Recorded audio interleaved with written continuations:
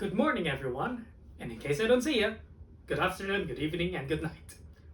Yeah, we're already doing this again. So it's only been a week. It's fine. Let's just get that started. So real quick, I want you guys to think about something. Since my usual audience is a bunch of second-year Indonesian university students, when was the last time you learned about your own culture? I'll assume fairly recently because some of you might be taking Pancasila or Bahasa Indonesia courses, but also, do you really care about them? Bahasa Indonesia, for instance, is online. It kind of feels like an afterthought, doesn't it? And now, some of you might be thinking right now, I'm at university. I'm in college. I'm in university. I'm not in high school anymore. I shouldn't need to learn this kind of stuff. At this stage, I should only be learning as what's necessary for my career, my skills, my major, my future career. And yeah, that's a perfectly fair point. That's perfectly fair. Everyone thinks like that.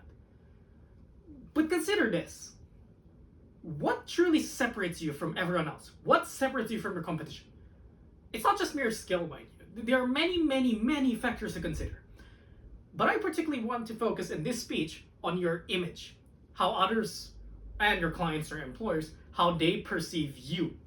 You don't want to be seen as generic or ordinary, right? Nobody does. We all want to stand out.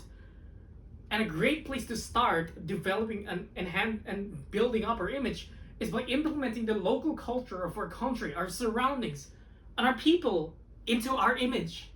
This is precisely why, in this case, Indonesian universities, we should integrate, preserve, and promote our local cultural knowledge and values, alongside the global and major specific education that's also needed for student successes.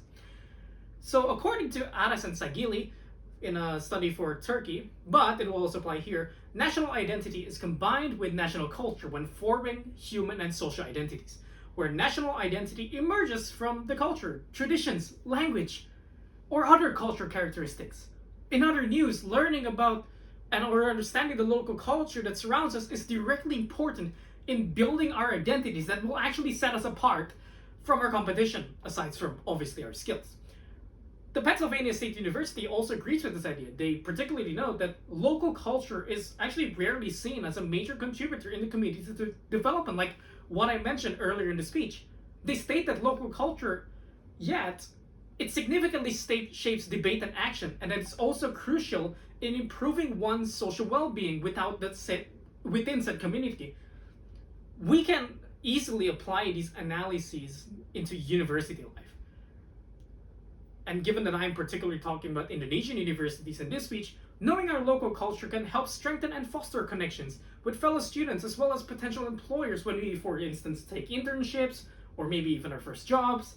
As Larson states for intellectualtakeout.org, the culture built up in the environments around us is as irreplaceable as the certain events, stories, whatever has unfolded in all these years past. And such knowledge about our local culture and values is thus highly essential for university life. I was told once by one of my lecturers that employers tend to dislike applicants who have a 4.0 GPA. Why is that, you might ask? You see, those kinds of people, they appear to the employers as too focused.